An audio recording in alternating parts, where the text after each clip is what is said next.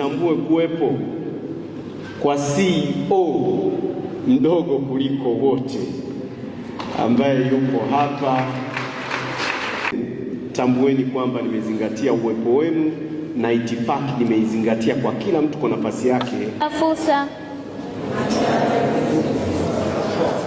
Naitwa Evelyn Chania David, mwanafunzi wa kidato cha 3 katika shule ya sekondari St. Mary's Mazinde Juu inayopatikana Lushoto, Tanga. Mimi ni kijana wa Kitanzania mwenye hamasa na shauku kubwa ya kujifunza, kukua na kuleta mabadiliko chanya katika jamii. Pia ni mwanzilishi na mkurugenzi wa Eve Foundation. Mtu aweza kuuliza nini maana ya Eve Foundation?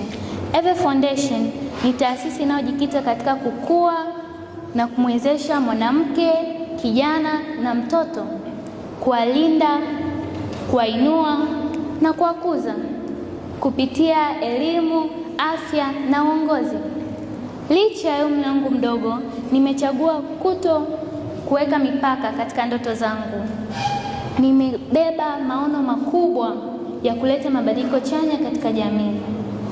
Leo nimepata fursa adhimu ya kushiriki nanyi na kujifunza katika Youth Business Forum iliyoandaliwa na Ufaulu Project.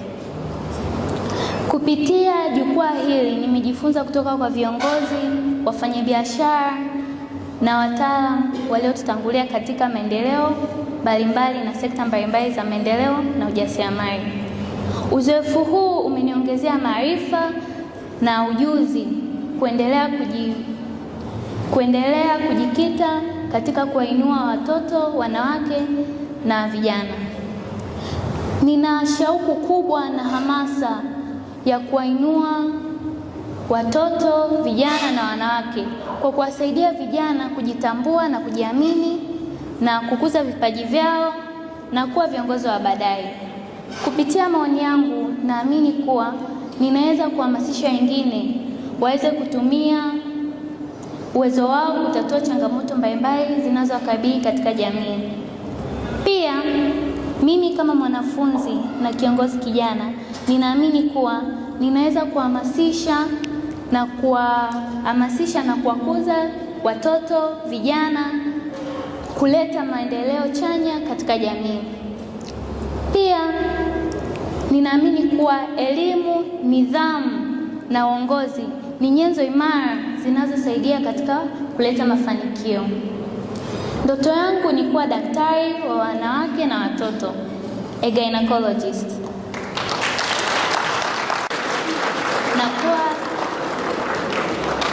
Na kuwa kiongozi wa kimataifa mwenye kuhamasisha vijana, kuleta maendeleo katika jamii na kujenga maisha bora kwa watoto. Mwezi huu ninapanga kuanzisha Teenagers Forum Mwanza itakaohusisha vijana wadogo kujifunza na kupata elimu zitakaosaidia katika maisha na afya zao. Asanteni kwa kunisikiliza. Mmoja wa watu walionifungua kichwa na kuniogofya leo ni CEO Junior. Mtoto ana confidence, kasimama mbele ya watu, lakini ameionyesha vision yake na ni kijana wa form 3. Miezi miwili iliyopita nilikuwa kwenye usaili wa JKT. Nilikutana na vijana na wasaili, unamuuliza kijana wa kiume